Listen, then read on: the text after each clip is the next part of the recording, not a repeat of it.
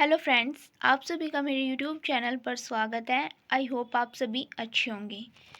Friends, आज का हमारा टॉपिक है समानता की अवधारणा, यूनिट 2। तो चलिए वीडियो को स्टार्ट करते हैं।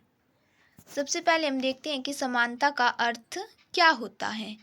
अगर हम सामाजिक रूप से देखें तो समानता का अर्थ किसी समाज की उस स्थिति से है जिसमें उस समाज के रहने वाले सभी लोगों को समान अधिकार या प्रतिष्ठा मिलती है। अर्थात समाज में सभी लोगों को एक समान अधिकार और एक समान दर्जा दिया जाना ही समानता कहलाती है। सामाजिक समानता के लिए कानून के सामने समान अधिकार एक न्यूनतम आवश्यकता हो जाती है, जिसके अंतर्गत सुरक्षा, मतदान का अधिकार, भाषण देने की स्वतंत्रता, एक स्थान पर इकट्ठे होने की स्वतंत्रता, संपत्ति रखने का अधिकार, सामाजिक वस्तुओं एवं सेवाओं पर समान पहुंच आदि सामाजिक समानता के अंतर्गत आते हैं। सामाजिक समानता में स्वास्थ्य समानता, आर्थिक समानता तथा अन्य सामाजिक सुरक्षाएं भी आ जाती हैं। इसके अलावा समान अवसर तथा समान दायित्व भी इसके अंतर्गत आता है। समानता की परिभाषा बारकर के अनुसार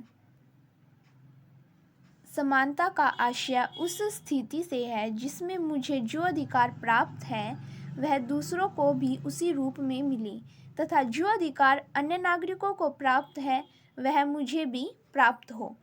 बारकर के अनुसार जो अधिकार मुझे मिले हैं वो दूसरों को भी मिलने चाहिए और जो अधिकार दूसरे लोगों को मिले हैं वो मुझे भी मिलने चाहिए। अब आगे है समानता के विभिन्न प्रकार। तो समानता के विभिन्न प्रकार हैं कानूनी समानता, शैक्षणिक समानता, प्राकृतिक समानता, सामाजिक समानता मिलना, राजनीतिक समानता, सांस्कृतिक, नागरिक, आर्थिक, नैतिक समानताएं। ये सभी व्यक्ति को मिलनी चाहिए।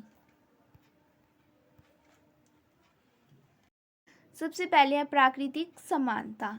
प्रकृति के द्वारा सभी लोगों को एक समान रूप से पैदा किया है, अतः सभी समान हैं।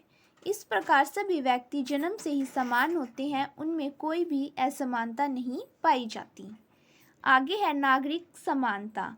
नागरिक समानता से हमारा अभिप्राय है कि समाज में रहने वाले सभी लोगों को समान अधिकार और स्वतंत्रताएं मिलनी चाहिए और कानून की दृष्टि में सभी व्यक्ति बराबर होने चाहिए, चाहे वो कोई छोटा हो या बड़ा हो। राज्य व समाज द्वारा नागरिकों को जो भी स्वतंत्रताएं प्रदान की जाती हैं वही नागरिक स्वतंत्रता होती है। उदाहरण के तौर पर धार्मिक भाषण तथा प्रेस आदि की स्वतंत्रता। आगे है आर्थिक समानता। आर्थिक समानता के बिना राजनीतिक समानता मिथ्या है, अर्थात एक धोखा है। आर्थिक समानता से हमारा अभिप्राय है धन के समान वितरण अथवा आय की समानता से नहीं है, अर्थात सभी लोगों के पास एक जैसा धन होना या सभी की आय अर्थात सैलरी एक जैसी ही होना ये आर्थिक समानता नहीं कहलाती, बल्कि इसका तात्पर्य यह है कि समस्त नागरिकों को प्राथमिक जरूरतों की पूर्ति की जाए, जैसे रोटी, कपड़ा और मकान। तत्पश्चात यदि कुछ राष्ट्रीय बचत हो तो उसका वितरण सामाजिक हितों के लिए करना चाहिए और यही आर्थिक समानता कहलाती है। आर्थिक समानता के बाद राजनीतिक समानता। सभी लोगों को धर्म, रंग, जाति, जन्म आदि के आधार पर बिना किसी भेदभाव किए समान रूप से राजनीतिक अधिकार मिलने ही चाहिए और यही जो है राजनीतिक स्वतंत्रता भी कहलाती है। इस प्रकार राज्य की नज़र में सभी को समान माना जाना चाहिए, अर्थात सभी लोगों को राजनीतिक अधिकार मिलने चाहिए, चाहे वो जन्म से गोरा हो, काला हो या किसी भी जाति का हो या किसी भी धर्म का हो। आगे है नैतिक समानता। इसका तात्पर्य यह है कि राज्य को देश की जितनी भी संस्कृतियां हैं, भाषाएं हैं तथा साहित्य है, इन सभी को विकसित होने का समान अवसर देना चाहिए और सभी को सुविधाएं प्रदान करनी भी चाहिए। सबके साथ निष्पक्षता का व्यवहार करना, साथ ही साथ सबको शिक्षा का भी समान अधिकार प्राप्त होना चाहिए। आगे है कानूनी समानता, अर्थात कानून की नज़र में सभी लोग समान होने चाहिए, किसी के साथ भी भेदभाव न हो। रूसो का कथन है, सभी नागरिकों को कानूनी समानता प्रदान करना नागरिक समाज की प्रमुख विशेषता मानी जाती है। अब हम देखते हैं कि समानता और स्वतंत्रता में संबंध। ये दोनों एक दूसरे के परस्पर विरोधी हैं, तो एक दूसरे के पूरक भी माने जाती हैं।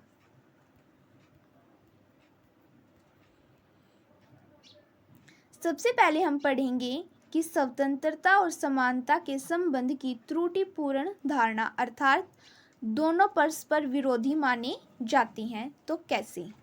समानता और स्वतंत्रता के संबंध के विषय में विद्वानों में लेकर मतभेद होते रहते हैं और इस संबंध में एक मत है कि समानता और स्वतंत्रता दोनों ही विरोधी हैं। लॉर्ड एक्टन ने इस संबंध में कहा है, समानता की भावना ने स्वतंत्रता की आशाओं पर पानी फेर दिया है, पर यह मत समानता और स्वतंत्रता की भ्रामक परिभाषा पर आधारित है। यदि हम समानता का अर्थ भौतिक समानता समझें और स्वतंत्रता का अर्थ अर्थात अपने मनमाने ढंग से कोई भी कार्य करें, तो ये दोनों एक दूसरे के विरोधी बन जाते हैं। परंतु स्वतंत्रता का अर्थ यदि मर्यादा का अभाव या मनमानी करने की स्वतंत्रता नहीं होता है। वास्तव में यदि दोनों शब्दों का ठीक अर्थ लिया जाए तो स्पष्ट हो जाएगा कि वो दोनों परस्पर विरोधी नहीं बल्कि एक दूसरे के पूरक माने जाते हैं। अब हम स्वतंत्रता व समानता के संबंध की सही धारणा, अर्थात दोनों किस प्रकार एक दूसरे के पूरक हैं, उसके बारे में पढ़ेंगे। स्वतंत्रता का अर्थ प्रतिबंधों का अभाव नहीं होता, परंतु उसका अर्थ उन परिस्थितियों पर प्रतिबंध का अभाव होता है जो व्यक्ति के व्यक्तित्व के विकास के लिए आवश्यक होना चाहिए। इस प्रकार समानता का अर्थ भौतिक साधनों की समानता नहीं होता, वरन उसका अर्थ योग्यता अनुसार विकास के अवसर की समानता होता है। इस अर्थ में स्वतंत्रता व समानता में कोई विरोध नहीं है, बल्कि वे एक दूसरे के पूरक हैं। यह हम राजनीतिक स्वतंत्रता तथा आर्थिक समानता के संबंध के विवेचन से देख सकते हैं। राजनीतिक स्वतंत्रता के अंतर्गत शासन में भाग लेना, उसके संबंध में अपनी बातें रखना, अपना मत देना, राजकीय पद को ग्रहण करना, चुनाव लड़ना आदि स्वतंत्रताएं आती हैं। पर ये स्वतंत्रताएं तभी प्रयोग में लाई जा सकती हैं जब समाज में आर्थिक समानता हो। समाज के सब लोगों को जब आर्थिक विकास के अवसर समान रूप से प्राप्त होंगे तो समाज में धनवान, निर्धन, पूंजीपति, मजदूर, शोषक तथा शोषित वर्गों में विभाजित नहीं होगा। आर्थिक समानता की दशा में धनवान निर्धनों से, पूंजीपति मजदूरों से तथा शोषक शोषितों से दबाव डालकर या लालच देकर उनका मत नहीं ले सकेंगे। यानी कि आर्थिक समानता के कारण सभी लोगों को एक समान समझा जाएगा। जो बड़े वर्ग के लोग हैं वो छोटे वर्ग के लोगों पर दबाव नहीं डाल सकेंगे।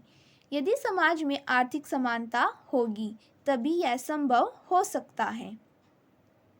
अतः राजनीतिक स्वतंत्रता के उपभोग के लिए यह आवश्यक है कि आर्थिक समानता अर्थात आर्थिक विकास के अवसर की समानता या न्यूनतम आर्थिक सुरक्षा की व्यवस्था जरूर होनी चाहिए।